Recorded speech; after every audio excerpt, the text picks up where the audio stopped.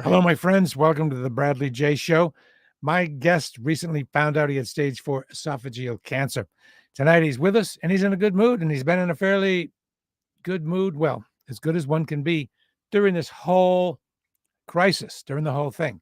His name is James Krause, and tonight he takes us through his journey, and maybe we can glean a little bit of knowledge that'll help us when it's our turn. We're going to hopefully find out how he psychologically navigated this challenge. So this is James Krause, who is, among other things, probably one of the longest time DJs at WZBC in Newton, the Z. July will be 35 years, Bradley. 35 years. And this is actually the time of the 50th anniversary of WZBC. You have a shirt that you made up, which is the listener was kind enough to print these shirts. How many did they print? I have a limited number. I'll get you one. Okay. It's a long story. I'll tell you another time, but yeah. No, James, I'm going to give you the opportunity to do the thing that you do so well, and that is tell your story. So tell your story. What do you want to know? Well, you can ask me anything. All right. Well, I'll start you off. And as I always say, Bradley, here's my disclaimer. I don't answer questions how and why, such as how did this happen? Why did you get it, etc.? Because that's all. Okay, like, I'll try to. And how long do you have to live? Put that in the hopper and remember that. Yeah, I mean, so it's just not worth talking. Prognosis are very beatable. Okay, so at some point you noticed something was off.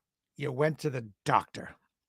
Yeah, I was working very, very physical work for about a year. I was struggling with employment, and I was doing some handyman work, which I'd always have done.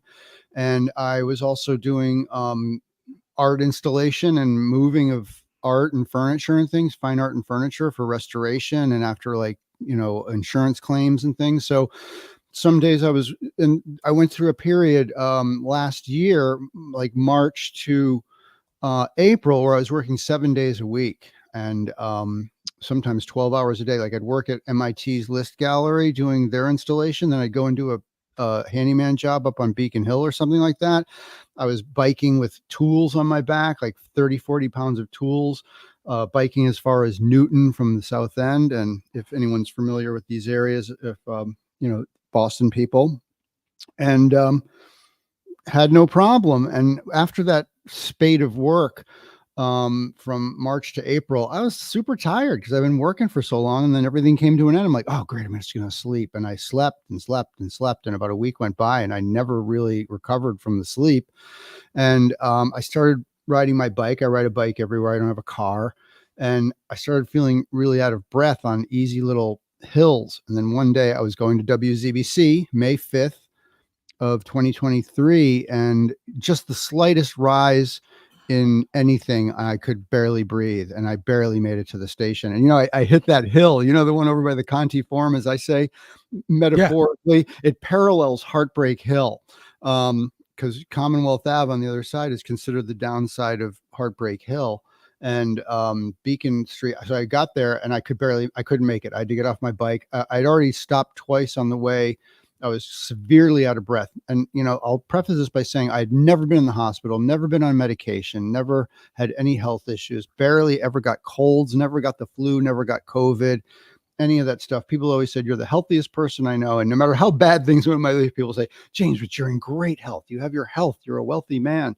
And all of a sudden I was just doubled over. I couldn't catch my breath, and I didn't know what the hell was going on. I was kind of scared. I was afraid I was going to not make it to the show on time. And I got to the show and my voice was a mess. I could still not catch my breath. And so this came on suddenly.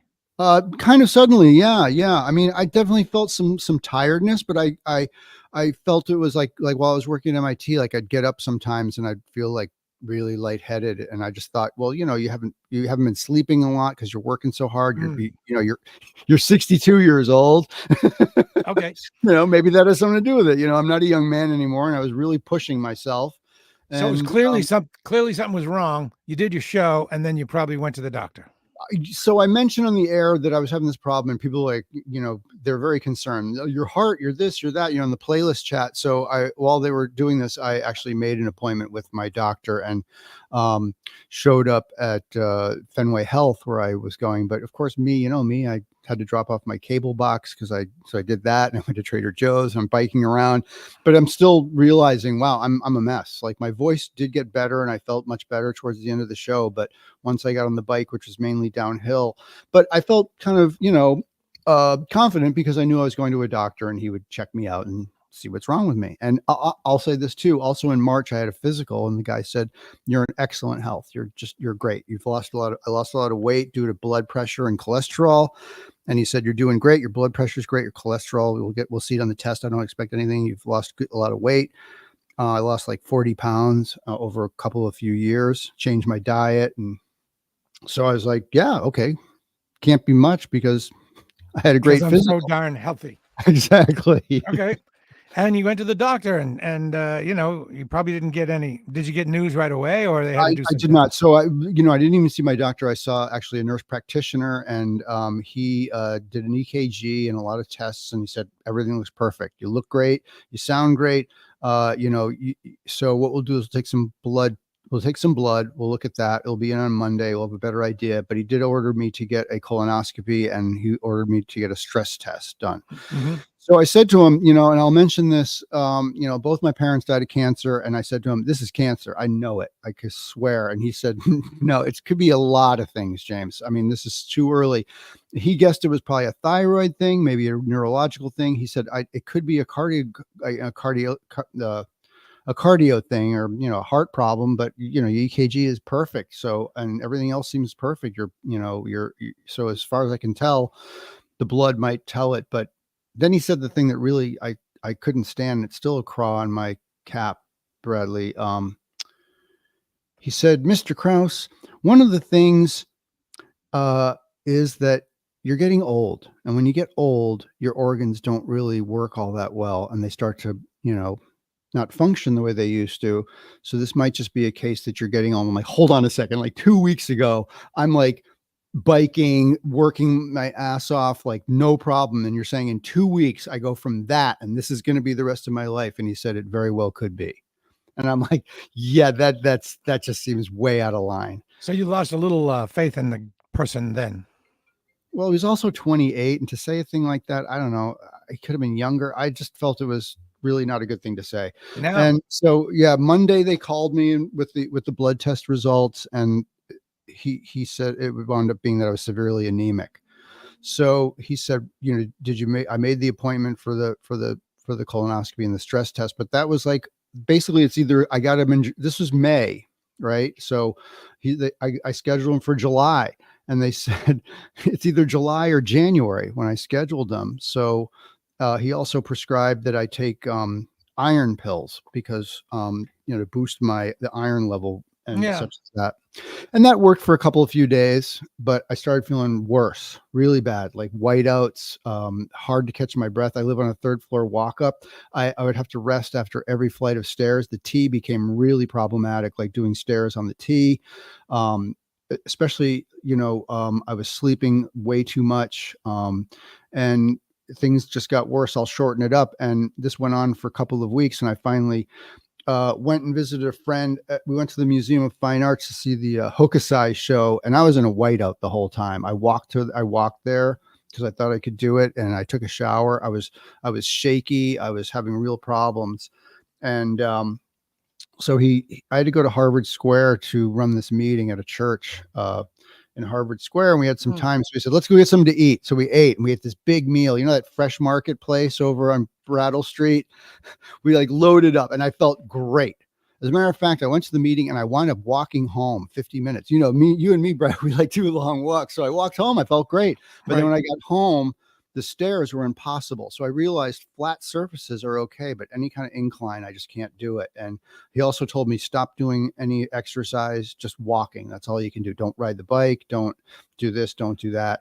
And I felt great. And then the next morning I woke up, I felt great. And that afternoon I did yoga, and I hadn't done yoga in a while. And I felt really great. And what wound up happening is I woke up the next morning and I was a mess. I mean, I was not good. I was shaky. I like scrambling my eggs. I had to sit and rest. So I called the doctor, and they said, listen, there's no rush here, but you should get to a doc. You should get to an emergency room sometime in the next couple of hours and really get yourself checked out because there's something not right. Right. So a friend of mine, I think you know Brad through Kilroy, right? Yeah. Well, yeah. A little bit. Yeah. Yeah. So he's a neighbor of mine, a friend of mine. He drove me to the hospital, dropped me off at the ER. They call it emergency department now. They don't call it the emergency room. And they took me immediately because I was ashen. I was like gray. And they started doing all these tests, probing me, and they did the EK. They did everything they did in the doctor's office, and everything went exactly as it went in the doctor's office. Pulse was fine, blood oxygen was fine, everything was fine.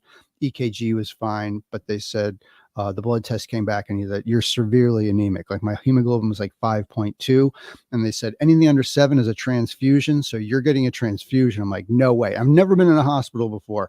And then they probed my nether regions, and the woman pulled out the glove and she said, is this the color of your stools? Because they're very specific about the color of my stools. I said, yeah. And said, James, that's blood.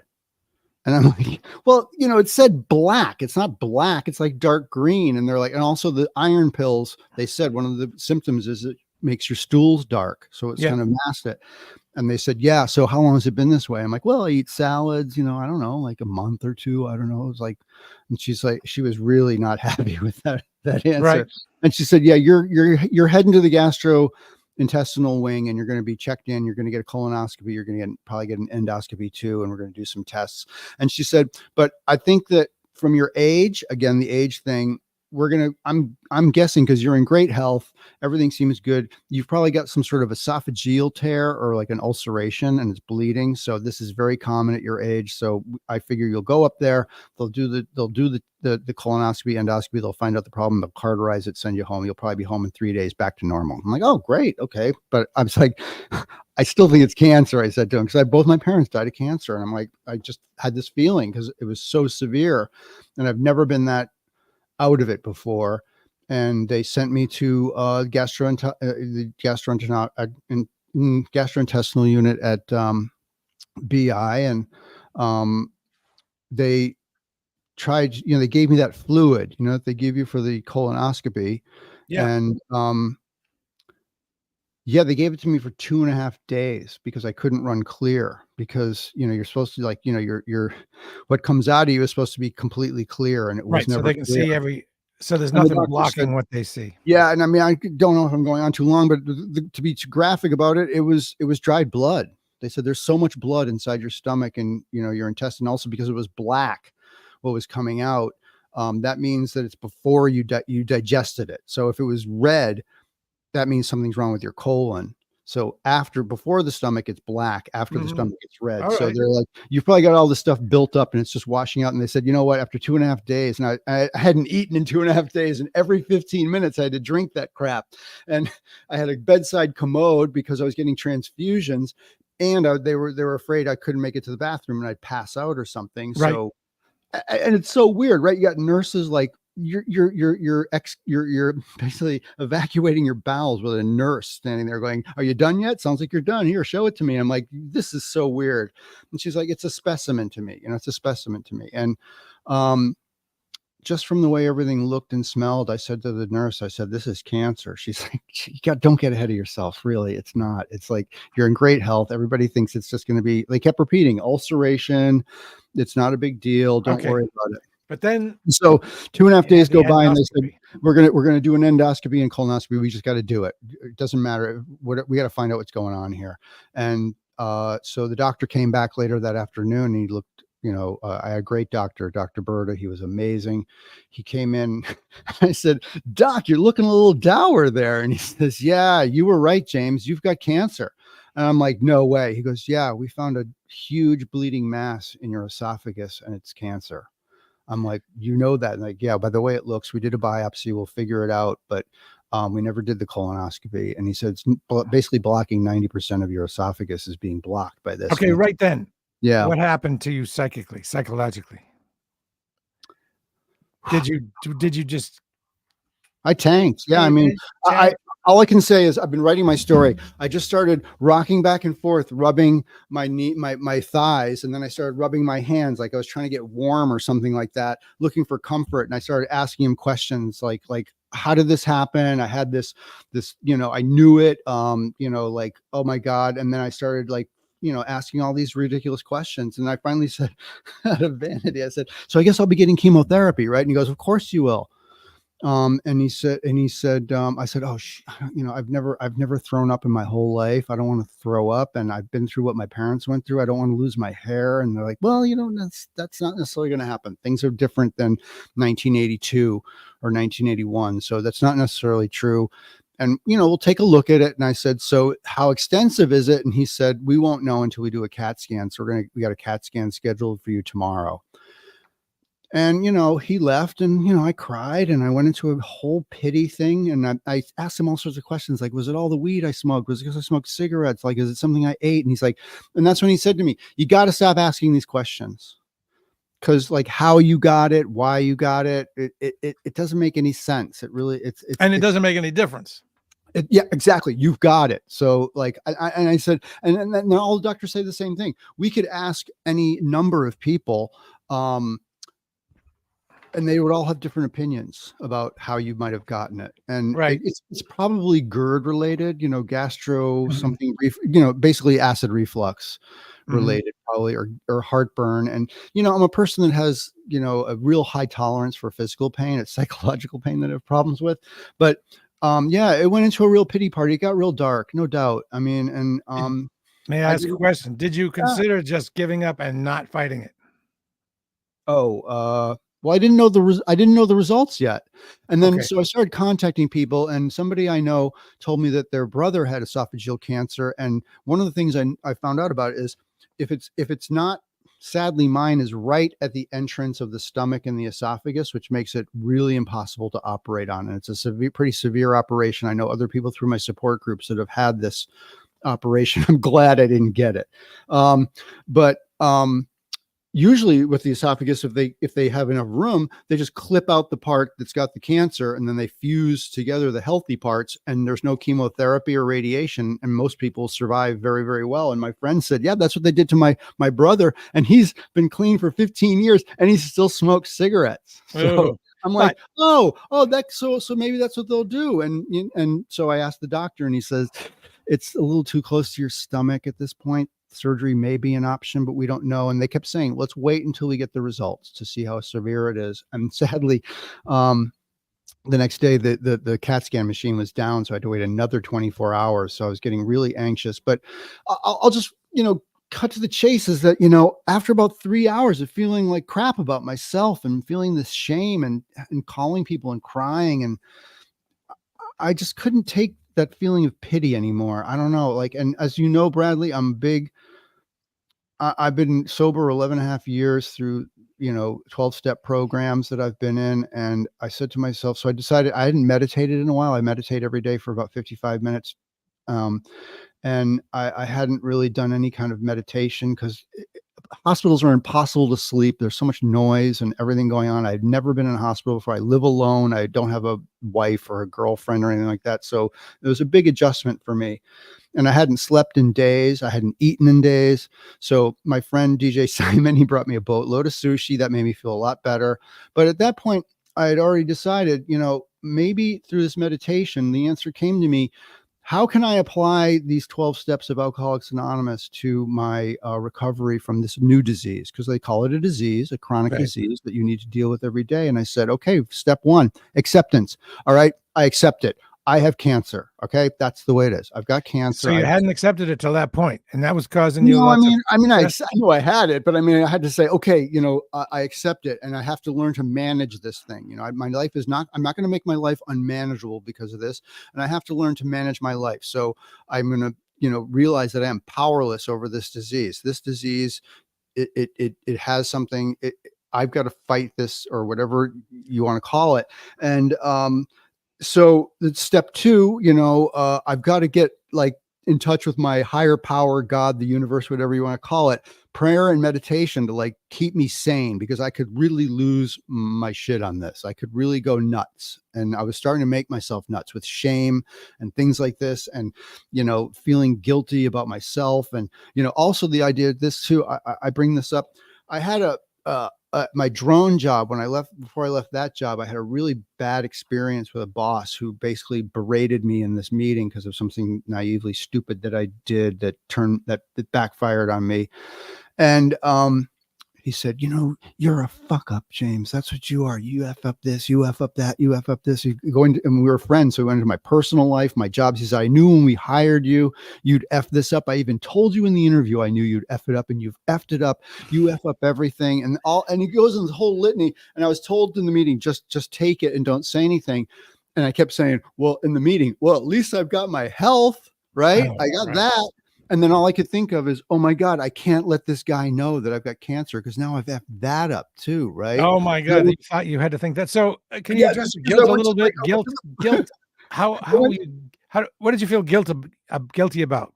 Paint a picture of that you felt that you'd caused it somehow. I had caused it. I had brought it on myself with negative thinking, spirit. Like there's been times, when you're an addict, you have a sort of spiritual death. And I will honestly say, as many addicts say, the turning point when you decide to get help, you don't want to commit suicide, but you don't want to live, and you don't want to die.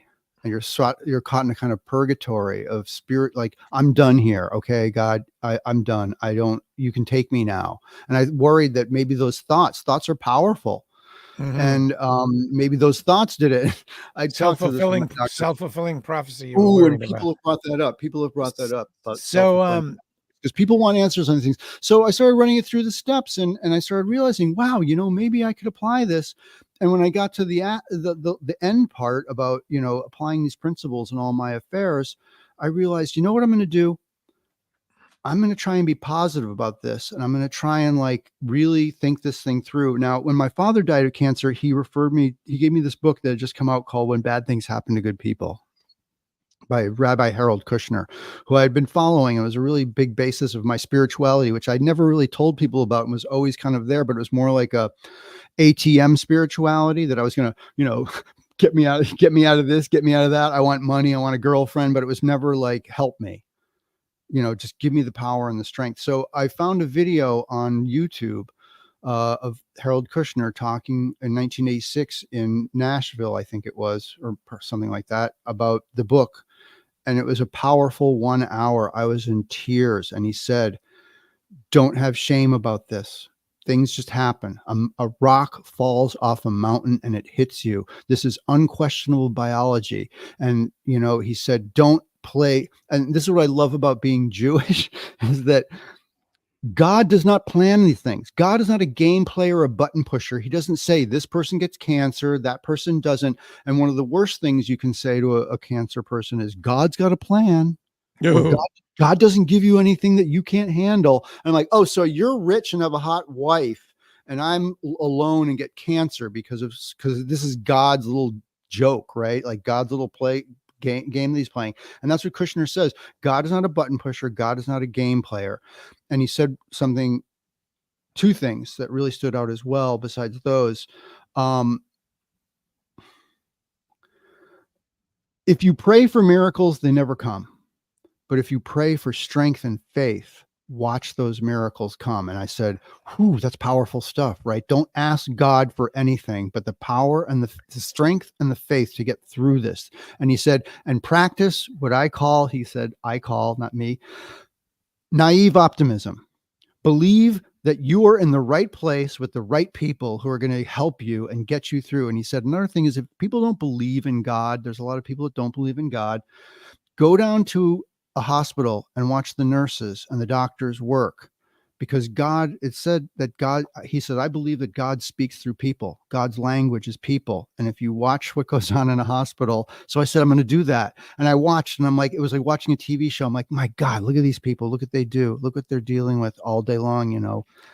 How do they do? Two things seem to be, one major thing was you took yourself out of the equation as far as guilt about the cause, and guilt and stopped focusing on yourself, kind of. Yeah, exactly. No, exactly. That's exactly what happened. So I said, you know what I'm going to do? I'm going to be a beacon. I'm going to try and be an inspiration. So when the nurses would come in, I'd say, how are you doing? Like, well, how are you doing? I'm like, we know how I'm doing. I want to hear about your life. We know, I want to get outside of what I'm thinking, you know? So this came to you through this book. So that's a key thing. Not the book, but I'd already read the book, but seeing this video and this 1 hour. What was the video? Gee whiz, you got it. Well, it's called When Bad Things Happen to Good People. It's a video on YouTube with Rabbi Harold Kushner. Okay. It's from 1986. It's about an hour long, and it's brilliant. I mean, he he questioned faith because it's all based on the fact that he lost his son very young to this disease. I forgot what it's called, but basically his son was 14 when he died, I think, and he looked like he was 90 years old. Like even as a 6-year-old, he already looked like he was in his 50s because your body deteriorates, ages rapidly. And he lost his faith in God, and he was a rabbi, and he realized he had his vision of God, and then he thought about all the things that he told his parishioners, like those things about, oh, God's got a plan, and you know everything works out in God's way. And also the other thing is God's got, you know, like when somebody goes, they say, well, God had a better calling for him. It's like, that is such crap. It's really yeah. And his whole thing is like people say, where was God during the Holocaust? And he says, standing right there next to them, helping them get through this. So let's bring in, we have a caller, a guest that wants to chime in. It's Dr. Philip Cate from, I believe, up in Keene, New Hampshire. And I happen to know that Dr. Cate is involved with end-of-life care and people who are having serious crises. And palliative therapy? Guessing, well, let's ask him. Tell us about you, Phil. Actually, no. I want to say a couple things first. Firstly, I am a WZBC alum as well. Oh, nice. That's beautiful. I was spinning. So all three of us are. That's right. On a Saturday morning. Did you know Art Medler, the station manager? Yeah, I do. When were you at WZBC? 82, 3, and 4. Gotcha. Yeah, I started in 89. But I was a listener from 79 until that time. It was always my dream to be on ZBC. And you were listening at 6 o'clock in the morning on Saturdays. There you wow. go. That's a great connection. Okay, Phil. Secondly, as Bradley mentioned, I've spent a lot of my education and a lot of my experience is with working with people who are facing some of the same things, but probably in a more advanced state than you are currently. And I must say, I have never seen anyone as upbeat and as resolved and figured out the Einsteinian equation of how to move through this in the manner that you have. And what I'm hopeful... High compliment. Thank you. Well, you're very welcome. What I'm hopeful is that in some manner, you know, wherever you are, your positivity and your confidence and the formula that you've arrived at, I think would be very good medicine, either for people similarly situated or their families. I agree. I sent that video to so many people, the Kushner video, and I'll tell you this much: I watched it on a loop for days. Right. I need to burn that into my head. Another connection that you and I have is that I was sent the Kushner book when my father died. Oh, and wow. I remember the thing that I remember most. I mean, my father died in 1984, 83. Was that for me? Don't tell people that they're in a better place because Earth is pretty good. Yeah, that's a good point. Yeah.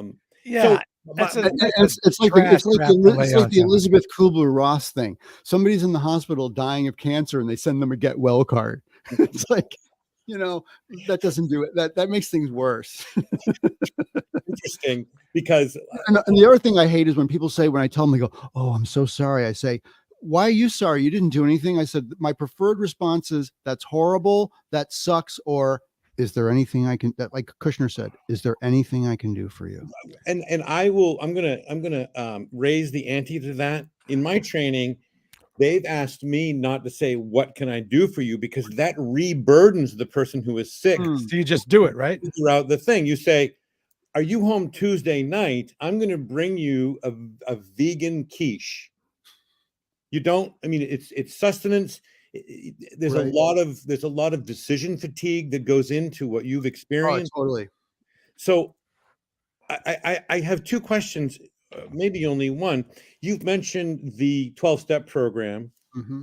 and the genius of your casting that over the issue. What other support systems do you have? I mean, is it friends? Is it Well, I mean, family? that was one of the great things, is that, because AA and the whole fellowship, it's really a support group. People think it's some sort of weird cult, but it's really a support group where you can tell your story and people can connect on that sort of brokenness. So I mean, things got darker. I spent another 5 weeks in the hospital. I almost died. So it got bad. So we can get into that later. But what happened was, I started, after when I was in my 5-week hospital stay, I'm like, I've got to find some support groups. So like, and sadly, one of the things that's lacking is that support groups, it has to be so specific, which now that I'm in the system, I understand that I have to find esophageal cancer metastatic groups. I can't just go to like general cancer group. I mean, I do have a general men's cancer group,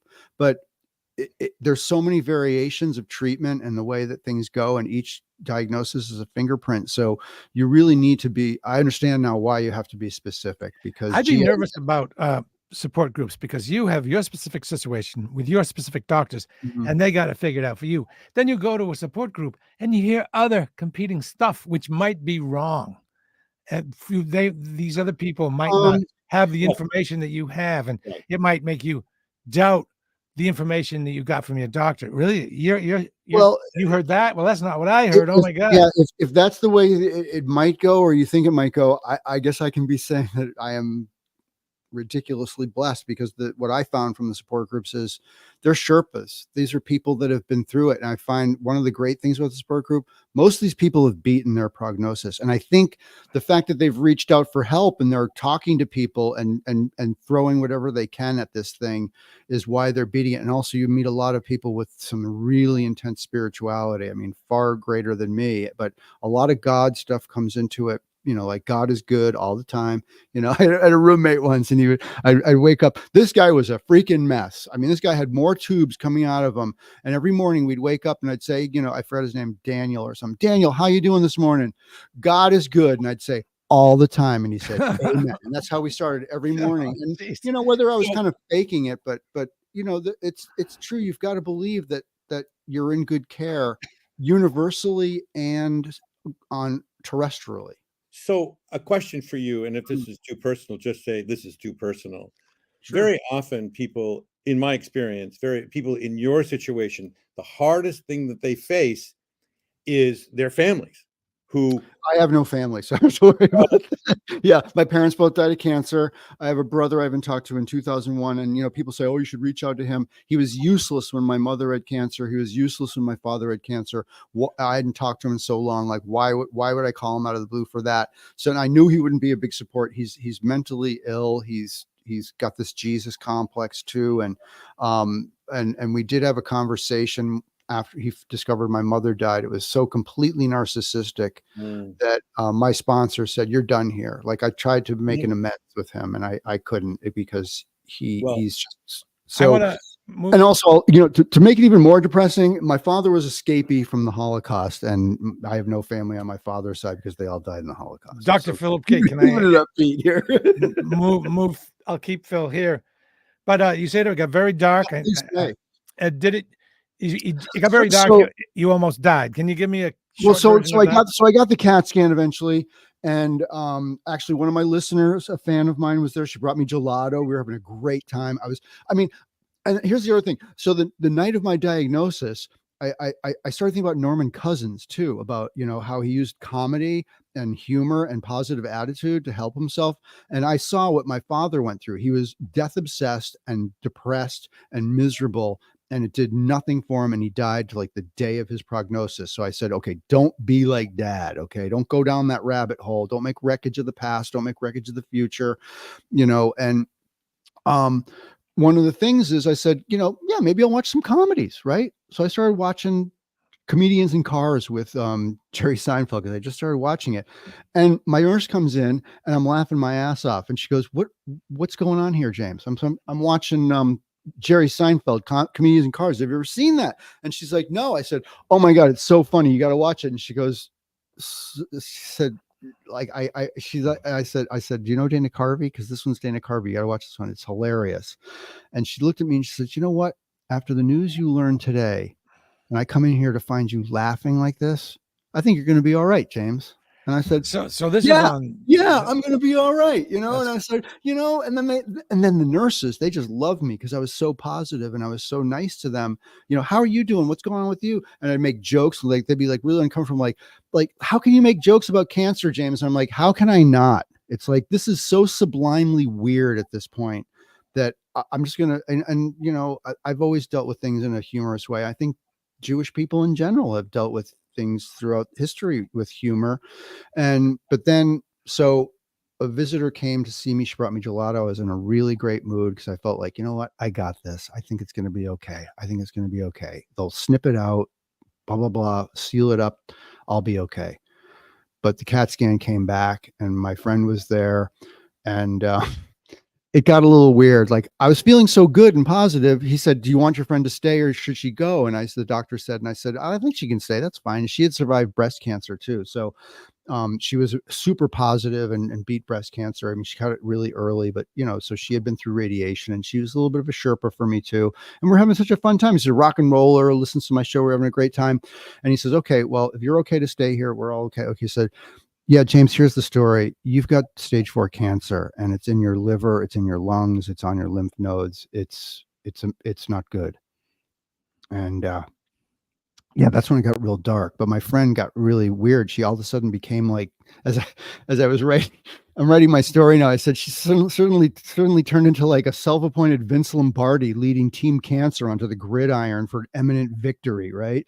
And I'm like, hearing this news and he's telling me this and she's like, we got this, James. And she's like patting me on the leg and grabbing my hand. We got this. We're going to beat this, James. And I'm like, what the hell's going on here? And I realized, I never should have had her here, but I was feeling positive. I didn't think it was going to be this kind of news. And the doctor saw it and he said, listen, Heather, you got to leave. Right. And I said, yeah, could you leave? And I said, just go to the waiting room. I'll come out when this is done, but I got to listen to this.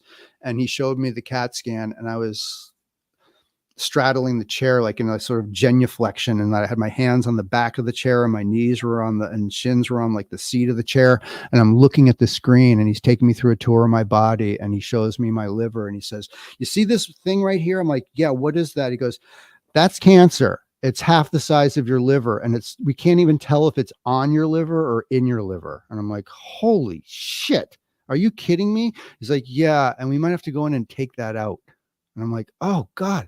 And then he says, see all these white dots, like an inch, 2 inch, 1 inch, quarter inch. Yeah. What's that? He said, that's cancer. And I'm like, what? And then he's like, here's your lymph nodes. And I said, I didn't know you have lymph nodes. I didn't know you have lymph nodes in your stomach. He goes, yeah, you actually have like 28 lymph nodes in your body. He says, they're all swollen. And he says, now let's take a look at the lungs. And it was just peppered with these white dots. And he says, those are just like little tiny nodules, James, but we're suspecting that's all cancer too. And I'm like, fuck, like, how did it get like this? Like, and that's when I was like, so here's what happened, Bradley. You all will love this. Here's what came into my mind. The song Marquee Moon by Television. I remember when the darkness doubled and lightning struck itself. That's what I thought of. Well, it did. It was dark. It was dark on Thursday, but the darkness doubled on Sunday, right? I mean, Saturday, the darkness doubled. It was, and I understood, like lightning hit itself, like cancer. Now I got like crazy cancer. And I know enough about cancer from my parents' death. It's like, I'm not long for this world. This is bad. This is really bad. And also they couldn't stop this thing in my esophagus from bleeding. So I'm still getting transfusions and, and everything. And they said, okay, so, we know what it is. Now we're going to send you home, probably on Monday. And we're going to monitor you. And then you're going to have a meeting June 8th with your oncologist. And we're going to get into this, James, but we got to figure it out. And more than you need to know. Phil's got to go. Does he? Oh, he said, yeah, I have to go. You got to go? You leaving? Oh, sorry. I've been going on for so long. No, you've done a great job. And I'm prayerful that others will see the incredible work that you've done in discussing this with Bradley and with me. I hope. Well, I'm also having an event with a group that I've joined up with May 28th, telling my story in front of an audience. Oh, wonderful. Yeah, so I'll invite you all. I'll let Brad know. Great. I'd love to see you. So you're out of here, Phil? Yeah, thank you so much. I wish we could have talked more. All right. Another great coincidence, ZBC coincidence. Take good care. See you, Phil. I'll try. All right, there we go. So James, things got really dark. Did all that propping up and good mood? It was gone. Go away. So it lasted a little while, but then thump, you just got. Well, that was the dire thing, you know. And then I had to ask the doctor, like, how long do I have to live? And he told me, and he said, and I said, that's just not good. What did he say? It was 5 years. Which is actually more than I thought. Yeah, 5 years. That's a lot. I'm surprised. 5 years. I was too. So anyway, I went home and I was going in every other day for a blood test to make sure my hemoglobin was okay. And I was getting some transfusions because they were getting me prepped for, basically treatment. And they, the oncologist was going to be deciding what the treatment regime was going to be, or the regimen was going to be. But I didn't make it to June 8th. I didn't make it more than like a week. I was back in the hospital because I woke up one morning and my hands were shaking. I couldn't even scramble eggs without like resting. I was like, holy crap, something's really wrong with me. My friend rushed me to the hospital. They took me in immediately. And they were very concerned. Very concerned. This is when you almost passed away. No, that came three and a half weeks. All right. Yeah. So they put me in the emergency room. They couldn't get me to the oncology wing because there was no room. So I had to stay in the emergency room for 2.5 days. I was in the emergency room, and then finally they transported me. And then that's when I met my oncologist, and she said, we're gonna start trying to figure out what's going on here. So I got another endoscopy. The first endoscopy, they gave me a second endoscopy. Sorry, with the CAT scan. The same day they tried to spray some sort of coagulant onto the mass that was bleeding in my esophagus, and it didn't stop it. It stopped it for a while, but didn't stop it. So they tried that again, and it didn't work. And they kept giving me transfusions. I think in the end I got like 25 transfusions, and but things just kept getting worse. I kept getting better and worse and better and worse, and they kept doing all these tests, and then they started trying to figure out what the regimen was going to be. And after a while, I didn't know why I was in the hospital, but obviously they couldn't. My hemoglobin wasn't safe enough, and because I live at home and on a third floor walk up, and I don't have any family and anyone to take care of me, they were very concerned, and I was too. So I felt that I feel safer in the hospital than I do at home. I'm really scared to go home, and so yeah. That was part of it. And then what happened was, so it's really hard to sleep. 15 minutes left in my. Oh my God, I'm so sorry. Yeah. I'll just say, guys, I'll rest. No, I want to get. Yeah. So what happened was they got into it was impossible to sleep. So they put me in the waiting room. It was this massive room with all these windows, and it was great, but things got bad. I passed out on the way back from the bathroom because there was no bathroom in the room. And I wound up waking up with my face pressed against the glass. I don't even know how I got from the bathroom to have my face pressed against the glass. And they came in the next day, and I wasn't going to tell them about it, but I said, okay, I'll tell them. And then I became incontinent, which I had never been. And when they looked at what came out of me, they're like, we need to get you something. Like people started rushing in. They took my blood pressure was 80/40. My hemoglobin was 4.2. That was near death. And I was close to dying, and they were really afraid to send me home. I mean, they were actually going to send me home 2 days before this incident happened. But so what they did is they immediately started giving me radiation, because they thought they said radiation is the only thing we can do now to really maybe stop this bleeding. And luckily it did. And I started getting chemotherapy. I had my first chemotherapy, 46 hours of chemotherapy, 2 hours of immune therapy in the hospital. Yeah, I got to interrupt you here. So at one point, Bradley, I'm getting radiation in the morning. I need to know how you're dealing with it at this time. So I get out of the hospital. Your legs are knocked out from under you. So you're in the emergency room. There's no place for you. You pass out. It's pretty clear that you're Yeah, this is those 4 weeks. Almost dead. How are you feeling about being almost dead? I didn't know, actually. They were asking me a lot of questions that sort of would make you think that it was, but no one ever said you're almost dead. And so what? They But did you send me knew the things were NBC. really dire, way worse than they were before. How the key thing for me is, how are you psychologically at this time? Are you so sick you don't care? No, I was naive. I didn't feel like so a friend of mine, Stella, she says, James, you're a good person and you're a good spiritual person. I don't believe this universe is done with you. And I said, well, I'm going to keep that in mind, Stella. And it's one of the greatest things anybody ever said to me. And I didn't feel like I was dying. I don't know. I was naive. I was practicing that naive optimism. I didn't know. And I'm like, I kept saying to the doctors, why are you asking me questions about ICU and next of kin and like resuscitation? And they're like, well, there's some blank spots on your chart here. We just got to make sure just in case. But so quick to the chase. So I wound up having before I actually went to the hospital, I did have my appointment with my oncologist, and they told me the regimen that I was going to go through: immunotherapy, the drugs that I was going to get. She gave me all sorts of pamphlets about it. I was going to get 46 hours of home chemotherapy, 2 hours of immunotherapy in the clinic. I was like, this is just unbelievable. Like, people get chemotherapy for 46 hours. She's like, yeah, well, and they put this port in me. I've got a port in my chest that they take blood out of, and they give me the chemotherapy through. Because at one point in the hospital, I was getting radiation in the morning, a transfusion, and chemotherapy all at the same time, and I was a mess. I was so drained, I couldn't really think about stuff. I was just sleeping all the time, and but she had already told me my prognosis, which was lowered to 3 years. And she told me the regimen I was going to be on. And 3 weeks after I was out of the hospital, I biked to my chemotherapy appointment and expected to bike home. And she's like, James, you biked here? Because she saw the thing on my ankle, the reflector. And I said, yeah. And she goes, that's amazing. And I said, you keep using this word amazing, Dr. Benjamin. Did I lose you? I lost you. Maybe I'll come back. We never expected you to leave the hospital. We Wow. were actually expecting you to die. And the fact that 3 weeks later you're biking here, that is incredible. And that's due to the treatment. No, I think it's mindset. Because I just didn't think you were that physically unable before. You didn't have the oxygen.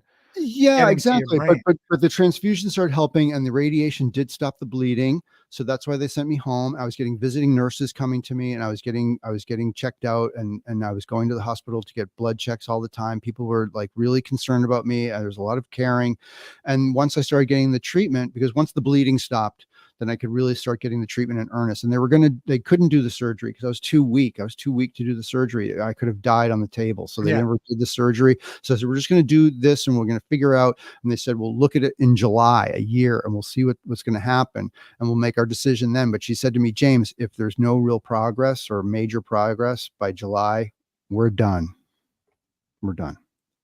But my doctor is a very Jewish person and a very spiritual person. And she says, James, I'm going to let you know right now, remission, not an option for you. It's miracle status, but I have seen miracles happen, and they do happen. And I know that you're a spiritual person. So I'm going to pray for you, and you should keep praying. And you know what? And she said, I can also say this: mindset is everything. It's everything. So keep your mindset good, keep your sense of humor, because I had all that. Like, the nurses loved me. They would have, like, in the morning meetings, they would debate over who got James, because I was such a good guy and such a fun guy. And, they said, you have so much charisma, and that people really like you've touched a lot of people. Like, as a matter of fact, when the diagnosis first came in, nurses were coming in, doctors coming in saying, oh my God, we're so shocked, James. We had no idea this was going to happen. I'm so sorry to hear this. And it was so lovely. I have such wonderful people and a wonderful team, and I'm truly blessed in that. And that means a lot for your recovery too, to trust the people that you're with, know that you're getting the right treatment. And, but mindset is everything. And my oncologist has said that, she can tell in the first 1 to 3 appointments who's going to do well and who's not. And it's all about mindset. Really? It's all about their attitude and how they go at it. Some people just roll over and die. Some people, I hear them. I mean, I'm in the oncology wing, and, I'm a big talker. So, I talk to people, hey, how you doing? Why are you here? Like, do you mind me asking, what kind of cancer do you have? And they're like, they tell me their story. I'm like, oh my God, and and I've gotten this reputation as being this guy that like walks around oncology talking to people and hearing their story, because I want to hear their story and I want to hear what they're going through and tell them my story, and we connect, and people say that that's a very lovely thing, and I'm quite inspiring. That's the word that people always say, inspiring, and that's been my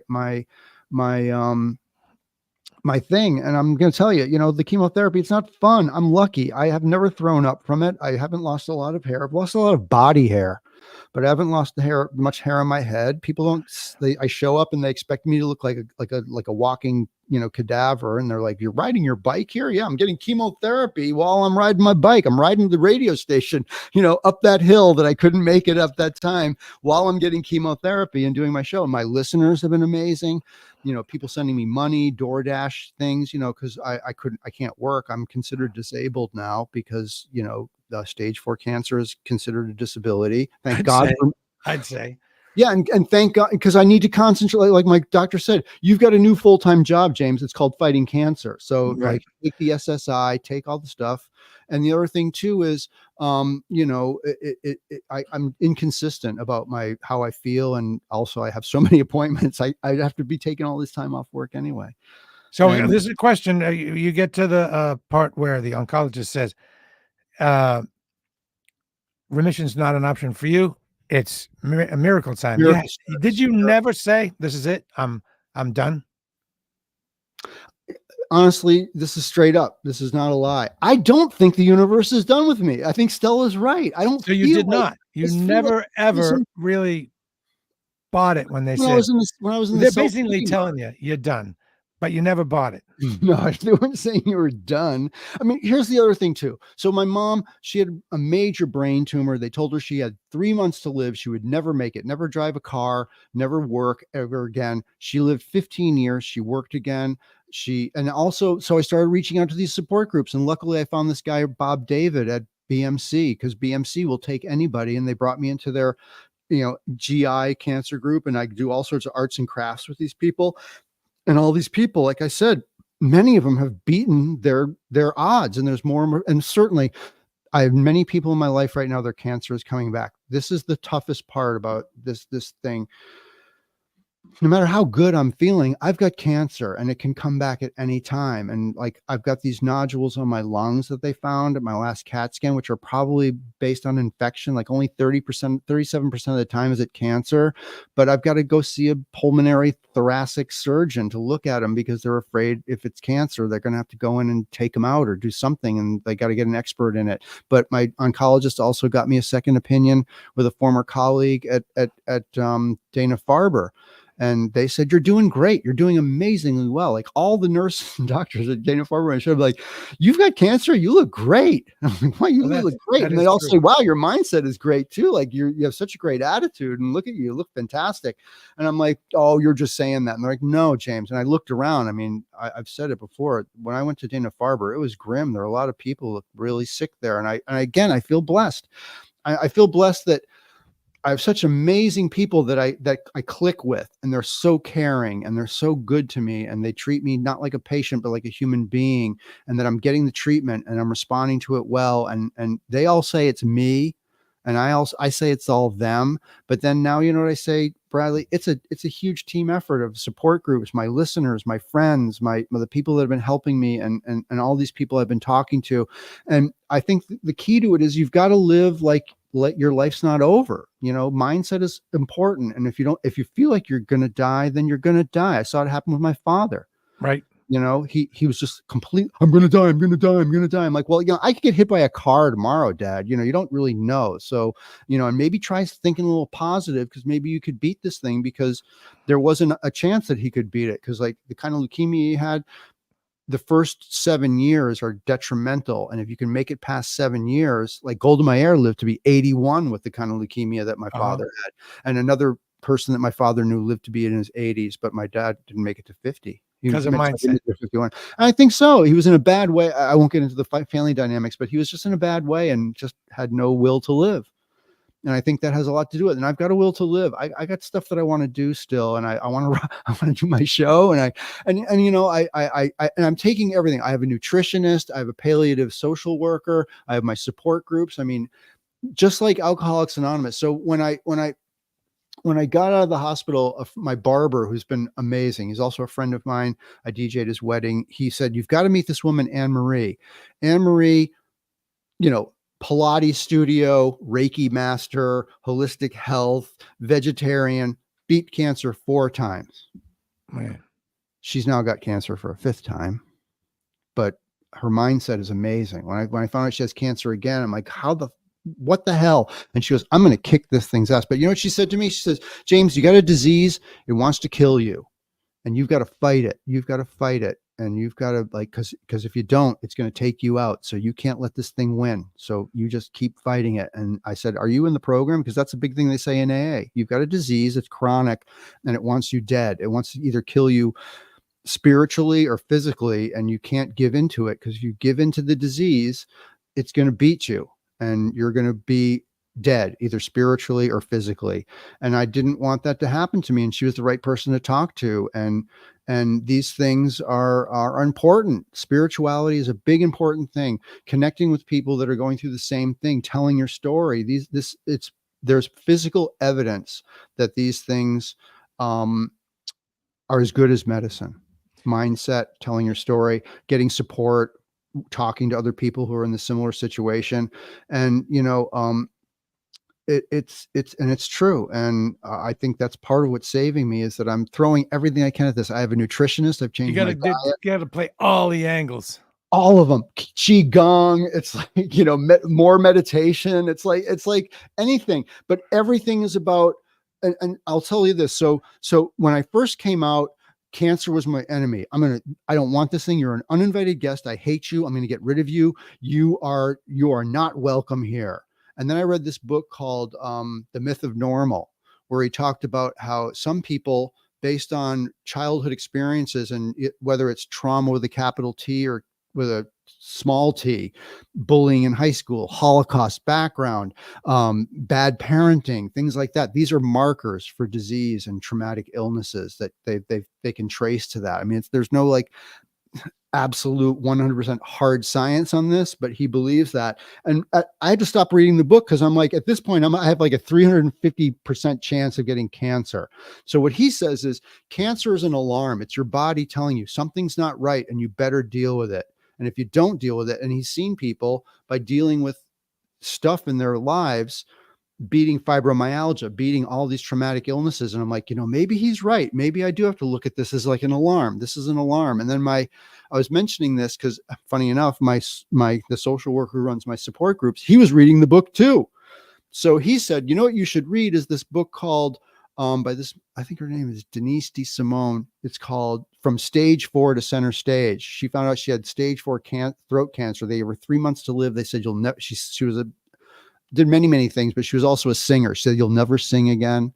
She also found out she was sick because she was riding a bike in the Pan Mass Challenge, and she got exhausted, and they found out it was cancer.